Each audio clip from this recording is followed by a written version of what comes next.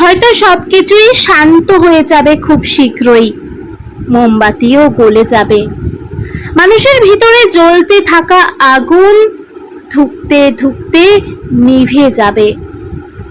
ওই মেয়েটির বাবা মা কেবলমাত্র চাতক পাখির ন্যায় তাকিয়ে থাকবে দোষীর শাস্তির আশায়। হয়তো কেউ একজন ধরাও পড়বে, হয়তো আসলে সে দোষী, কিংবা সেও শিকার হবে ক্ষমতাধর ব্যক্তির। কিছুদিন শ্রীঘরে থাকা, সেখানে আবার কাজেরও ব্যবস্থা আছে, পারিশ্রমিকও আছে। অনেক দিন থাকলে নাকি ছুটিও পাওয়া যায়। তার উপর যদি মানসিক ভারসাম্যহীনতা যুক্ত করা যায়, তাহলে তো সোনায় সোহাগা। কিন্তু ওই হসপিটাল ঠিক আগের মতোই চলতে থাকবে। তৃতীয় বর্ষের ওই ছাত্রীর কথা আস্তে আস্তে সবাই ভুলে যাবে। ওই সেমিনার রুম আগের মতোই চলতে থাকবে। আবার কোনো এক রাস্তায় একা একটা মেয়ের সাথে একই ঘটনা ঘটবে। স্কুল, কলেজ, টিউশন, অফিস, বাস, ট্রেন, হাসপাতাল, কোনটা সুরক্ষিত স্থান তা আমার জানা নেই।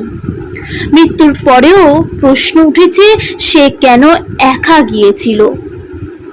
বেঁচে থাকলে জানি না তাকে কতবার মৃত্যু যন্ত্রণা ভোগ করতে হতো। হাসপাতালকে মানুষ মন্দিরের সঙ্গে তুলনা করে, ডাক্তারকে ভগবান, সর্বোপরি মেয়েদেরকে মা লক্ষ্মী। যে মন্দিরের ভগবান অসুরক্ষিত, সেখানে ন্যায় বিচার বিলাসিতা মাত্র। তুমি একজন ডাক্তার, নার্স, শিক্ষিকা, উকিল, পুলিশ, কিংবা একজন গৃহিণী, বয়স্ক মহিলা হও, কি একটা বয়স 5 বাচ্চা, তোমার পরিচয় তুমি একটা মেয়ে, তুমি ভোগ্য বস্তু। তোমার পরিচয় তুমি একটা মাংসপিণ্ড। কোনো মাতৃগর্ভে আর কন্যা সন্তানের জন্ম না হোক, কোনো প্রসূতি বিভাগে আর যেন কন্যা সন্তানের কান্না না শোনা যায়। প্রতিটা কন্যা ভ্রূণ শেষ হয়ে যাক মাতৃগর্ভে। কোনো মা যেন আর একটা মা লক্ষ্মীর স্বপ্ন না দেখে।